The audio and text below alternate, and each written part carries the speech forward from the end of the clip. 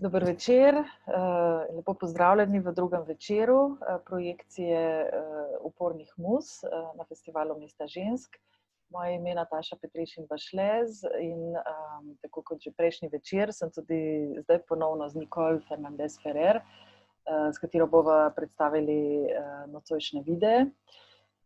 Bonsoir, bonjour, Nicole. Je voudrais juste, est-ce que tu peux te représenter un tout petit peu s'il y a dans le public quelques personnes qui n'étaient pas là le jour d'avant, avant qu'on commence à parler des vidéos. Merci. D'accord. Donc, bonjour, bonsoir. Je m'appelle donc Nicole Fernandez Ferrer et je dirige à Paris le Centre audiovisuel Simone de Beauvoir, qui est un centre d'archives féministes LGBT, qui a été créé donc, dans les années 80 par Delphine Seyrig, à qui on rend hommage dans le cadre de cette manifestation, et Carole Roussopoulos, donc pionnière de la vidéo, qui est aussi une des fondatrices, et Johanna Wider, qu'on apercevra aussi dans quelques-uns des films qui vont être présentés. Ce centre donc, a pour but à la fois archiver, conserver, valoriser, restaurer, et aussi intégrer de nouveaux films dans ce fonds d'archives qui compte plus de 1500 titres. Et donc, on participe, on a été invité donc, à cet hommage donc, qui a lieu donc, à Ljubljana. On en est très heureuse et on regrette de ne pas pouvoir être là en vrai, en présence, mais on va essayer de vous présenter les films au mieux, un peu de loin. Et juste pour préciser, on travaille aussi beaucoup avec des scolaires, des universitaires, enfin des gens donc, qui sont encore dans des écoles pour parler, décrypter les stéréotypes sexuels. On travaille également avec des artistes qui peuvent puiser dans nos fonds. Et on a aussi des interventions et des animations, enfin des projections rencontres en prison, donc avec des personnes incarcérées. Donc pour nous, tout ça est notre vision du féminisme, qui est un féminisme voilà, qui se bat et qui essaie de changer les choses. Merci beaucoup, Nicole. Donc pour cette soirée-là, on a choisi 3 vidéos qui sont Maso et Miso vont en bateau, Scam Manifesto et Racistes ne sont pas nos potes, les violeurs non plus. Tout d'abord, peut-être on peut dire quelques mots sur le nom, les Insoumises.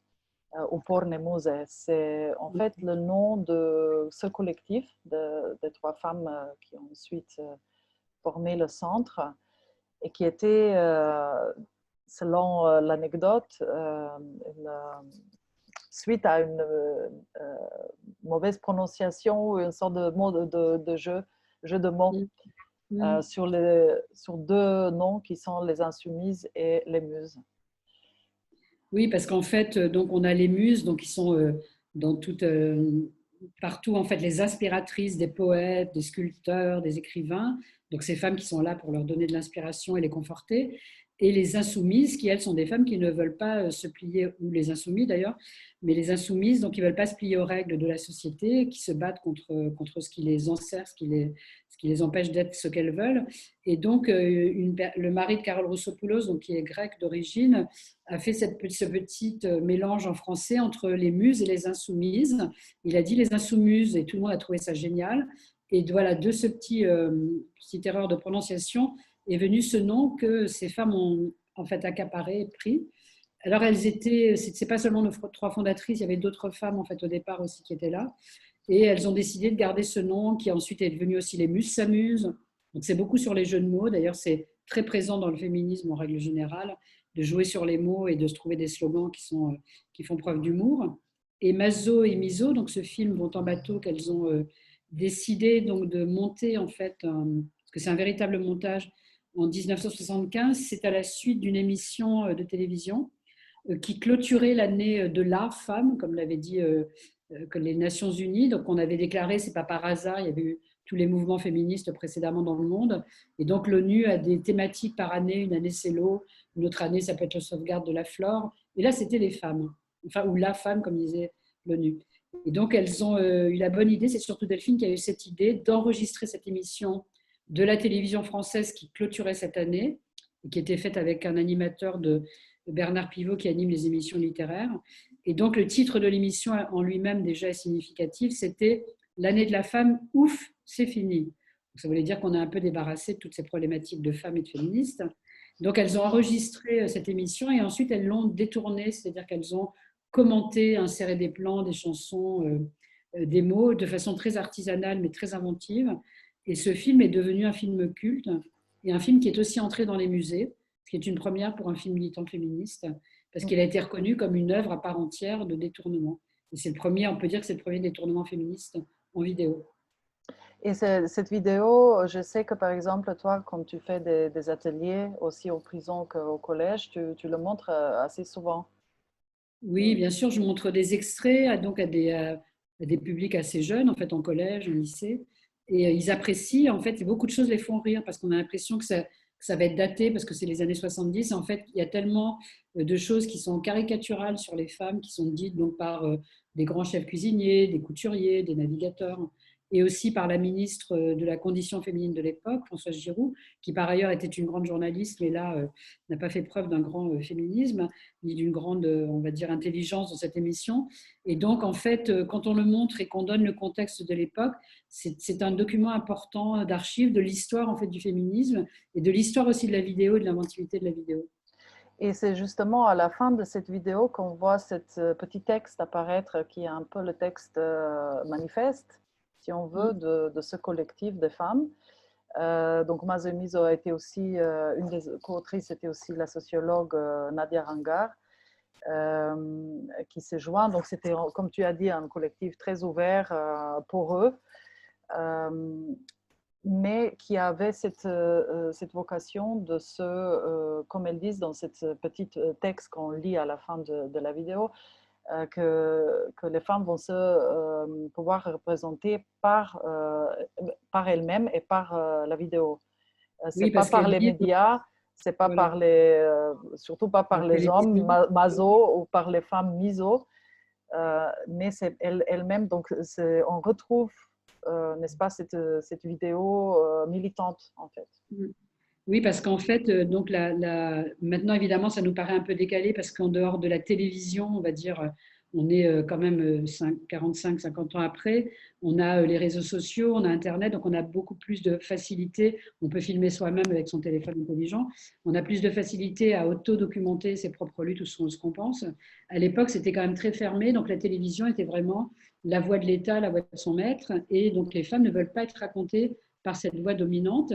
Et donc, elles vont choisir ces petites caméras vidéo qui apparaissent à la fin des années 60. Elles s'en emparent et elles se mettent donc à faire leurs propres films, à documenter des luttes ou à détourner des émissions de télévision. Et elles proclament donc ce n'est pas la télévision qui nous représentera, c'est la vidéo avec laquelle nous nous battrons en fait. Et la caméra est vraiment devenue une arme de lutte. Et d'ailleurs, aussi Mazo et Miso, que Scam Manifesto, qui va suivre donc, comme deuxième vidéo de cette soirée, toutes les deux vidéos ont eu pour le but d'être diffusées dans les cercles militants à l'époque. Donc il faut en fait rappeler que ce type de projection, comme on la voit ce soir, est venu beaucoup plus tard.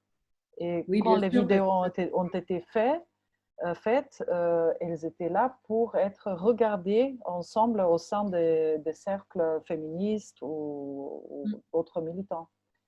Oui, parce qu'à l'époque, donc il faut retourner en arrière. Au niveau technologique, il n'y avait pas de vidéoprojecteur dans les salles de cinéma, donc tout était installé pour chaque projection. On pouvait très bien l'installer dans une maison de la culture, chez quelqu'un, sur un marché. Et donc, ça a été énormément diffusé. Il n'y a pas de chiffres hein, parce qu'il n'y avait pas d'entrée. Mais donc, c'était montré voilà, dans des cercles militants, mais aussi dans des cercles plus larges, quand ça intéressait des personnes suivant les thèmes des films. Et ces vidéos ont beaucoup circulé, ont beaucoup été commentées. Et comme tu introduisais ce comme manifesto, c'est encore aussi une œuvre de création, puisque là, c'est aussi une vidéo avec une mise en scène. Je pense que si on disait maintenant à Carole Roussopoulos et Delphine Seyrig, qui malheureusement sont décédées, que c'était artistique, elles souriraient ou ça les ferait rire. Ouais. Mais elles ont eu cette inventivité et c'est vrai que c'est une œuvre artistique. La C'est mise une en place, performance filmée, on dirait aujourd'hui. Ouais. la mise en place, le fait de mettre la télévision en fond qui débite ses nouvelles sur la violence dans le monde et la violence des hommes, tout ça concourt à mettre en valeur le texte de Valérie Solanas, qui est ce texte qu'elles ont voulu remettre en valeur parce qu'il était épuisé au niveau de l'édition française. Et en fait, donc, elles font cette mise en scène qui est qu'elles deux sont au moment de faire la dictée. Oui. Donc, en fait, une dicte et l'autre tape sur le… N'a pas la machine à écrire. Et en fait, elles ont trouvé aussi cette idée parce que Delphine Seyrig avait dit fort justement que si elle disait le texte, ça donnerait d'abord, on regarderait la comédienne et on ne serait pas attentif à ce qu'elle disait. Le fait de taper à la machine, ça ralentissait le rythme et donc ça permettait à tout le monde de bien écouter les paroles de ce texte. Donc c'est un extrait évidemment du livre, Tout à mais fait. c'est vrai que c'est un extrait très fort que Delphine Seyrig traduit et lit en fait en direct face à la caméra. Et le fait qu'elle soit statique donne aussi beaucoup plus d'importance au procédé parce qu'on n'est pas distrait en fait par d'autres choses qui se passeraient à l'écran. Et donc, le troisième vidéo, et par contre, vient de 10 ans plus tard. C'était fait en 86, suite à une série de viols. 8 femmes qui ont circulé à ce moment-là dans le centre audiovisuel Simone de Beauvoir, se sont en fait, ont eu le besoin de nouveau de témoigner à ce qu'on a mentionné déjà hier et aussi dans les vidéos qu'on a vues hier. Il y avait donc ce qu'on appelle aujourd'hui l'intersectionnalité, donc le fait qu'il y a à la fois plusieurs types d'oppressions qui sont exercées sur un corps et notamment sur un corps féminin. Et en 86, donc cette intersection dans cette vidéo s'inscrit entre le racisme et le sexisme. Et je trouve cette vidéo, donc, qui est faite avec 3 militants antiracistes, tous les 3 issus de l'immigration, comme on dit en France. Je trouve ça d'une actualité importante. Oui, alors si on replace dans le contexte de cette année en France, donc il y a eu des viols en fait qui ont été commis dans des lieux publics comme le RER, dans le métro, de rue, et c'est à la suite de ça, il y a eu une grande manifestation contre le viol. Et les femmes donc, qui étaient au centre, donc il y avait des femmes qui travaillaient au centre et d'autres qui étaient des personnes qui passaient par le centre, on pensait que c'était important parce que la presse, donc la presse réactionnaire et de droite en France, a tout de suite accusé les Arabes d'avoir commis, alors qu'on ne savait absolument pas qui c'était. Donc c'était une position raciste, évidemment, de rejet d'une grande partie de la population française.